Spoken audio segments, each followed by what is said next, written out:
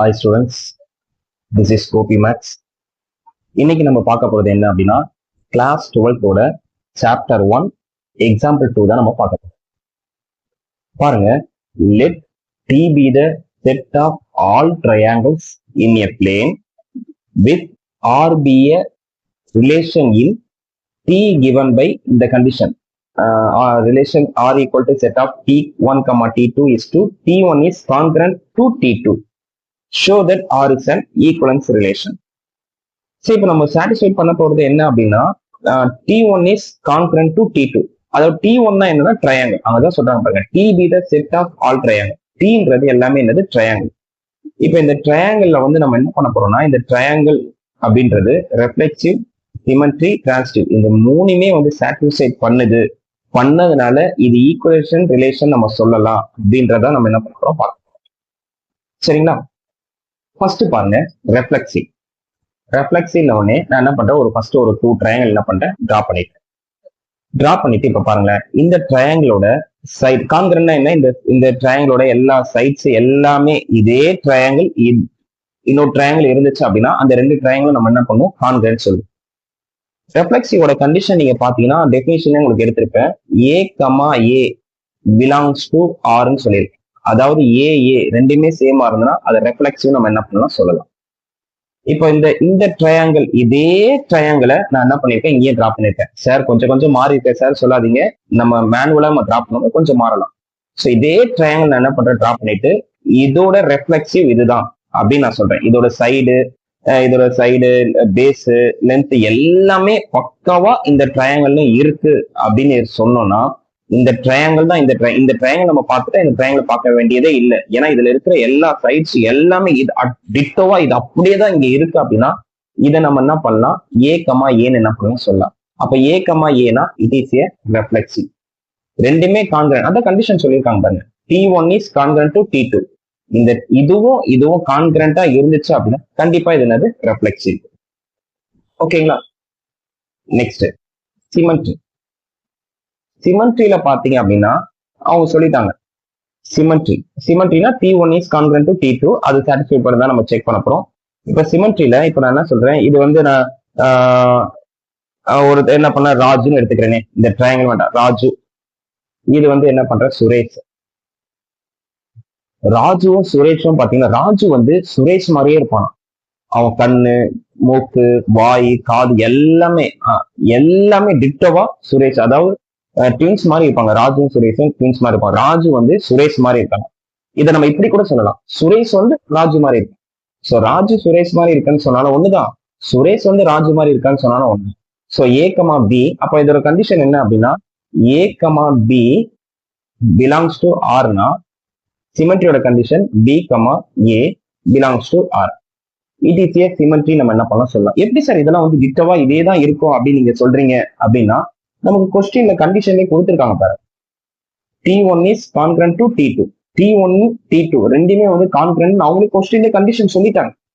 சொன்னதுனாலதான் நான் என்ன பண்றேன், ஸ்ட்ராங்கா சொல்றேன், ராஜுவும் சுரேஷும் சேம். இந்த ட்ரையாங்கிளும் ஏ, இந்த ட்ரையாங்கிளும் அதாவது இந்த ட்ரையாங்கிள் நான் ஏன்னு சொன்னேன், இந்த ட்ரையாங்கிள் பி, ஏவும் பியும் சேமா இருந்தா பியும் ஏவும் சேமா தான் இருக்கும். That is a symmetry. Students இதே மாதிரி சார் நான் எக்ஸாம்ல இதே மாதிரி நான் டிரா பண்ணிடலாமா சார் அப்படின்னா இதே மாதிரி டிரா பண்ணா மார்க் கொடுக்க மாட்டாங்க. நீங்க அண்டர்ஸ்டாண்ட் பண்றதுக்காக டிரா பண்றேன். இப்போ அடுத்து நம்ம புக்ல நம்ம என்ன பண்ணுவோம் பார்ப்போம். சரிங்களா? அடுத்தது டிரான்சிட்டிவ் பாருங்க. டிரான்சிட்டிவ் பாத்தீங்க அப்படின்னா டிரான்சிட்டிவ்ல வந்து நான் என்ன பண்றேன், இதை ஏ எடுத்துக்கிறேன், இதை ஏ, இது பி, திரும்ப இது பி, இதை நியூவா ஒருத்தர் என்ன பண்ற சீன் எடுக்க.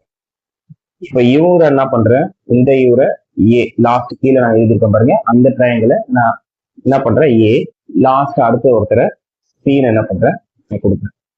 இப்ப என் டிரான்சிட்டிவோட கண்டிஷன் என்ன அப்படின்னா a comma b belongs to ஆர்னா b comma c belongs to R satisfy பண்ணணும். அதே போல ஃபைனலா ஏ கமா சி சாட்டிஸ்ஃபை பண்ணிச்சுன்னா இட் இஸ் ஏ டிரான்சிட்டிவ் நம்ம என்ன பண்ணலாம் சொல்லிடலாம். நம்ம கொஸ்டின் கண்டிஷனே நான் சொன்னதுதான், T1 is congruent to T2. இப்ப பாருங்க, இந்த ட்ரையாங்கிள் வந்து டிட்டோவா இந்த ட்ரையாங்கிளா இருக்கு. ராஜு சுரேஷ் மாதிரியே இருக்காரு, சுரேஷ் ராஜு மாதிரியே இருக்காரு. டிட்டோவா ஏன்ற ட்ரையாங்கிள் பின்ற ட்ரையாங்கிள் மாதிரியே இருக்கு. ஓகே, அடுத்த கண்டிஷன் பார்க்கிறோம். பின்ற ட்ரையாங்கிள் பாத்தீங்கன்னா சின்ற ட்ரையாங்கிள் மாதிரி இருக்கு. பியோட லென்த் பேஸ் எல்லாமே சியோட லென்த் பேஸ் எல்லாம் ஈக்குவலான இருக்கு.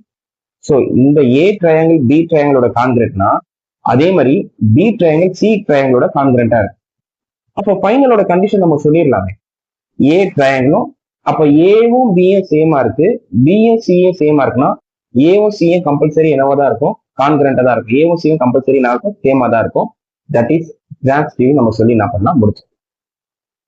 இப்ப பாருங்க, அப்படியே நான் புக்ல என்ன சொல்றேன் பாருங்க. புக்ல பாத்தீங்கன்னா கூட உங்களுக்கு ஈஸியா புரியும். புக்ல வந்து இதே மாதிரி டயக்ராம் நான் நோட்ல போட்ட மாதிரி டயக்ராம் டிரா பண்ணலாமா, டயக்ராம் டிரா பண்ண முடியாது. டயக்ராம் டிரா பண்ணிக்கலாம், பட் ஆனா சென்டென்ஸ்ன்றது ரொம்ப இம்பார்ட்டன்ட். அந்த சென்டென்ஸ் நம்ம பாக்குறோம் பாரு. எக்ஸாம்பிள் 2ல ஆர் இஸ் ரெஃப்ளெக்சிவ். ஏன் ரெஃப்ளெக்சிவ் நான் சொல்லியிருக்கேன், since every triangle is congruent to itself. அந்த ட்ரையாங்கிளுக்கு என்ன பண்ணும், கான்கிரண்டா நம்ம என்ன பண்ணோம் இருக்கும்.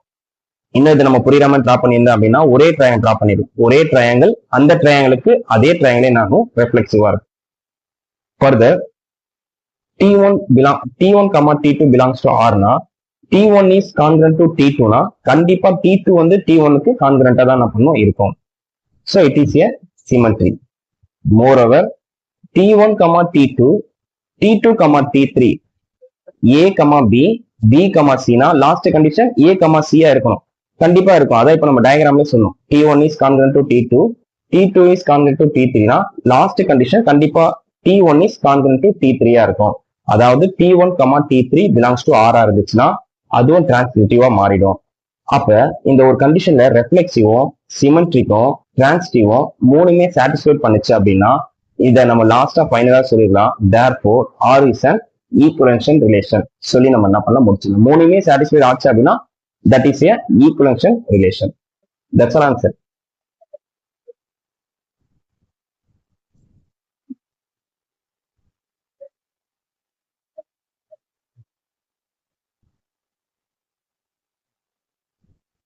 Thank you, student.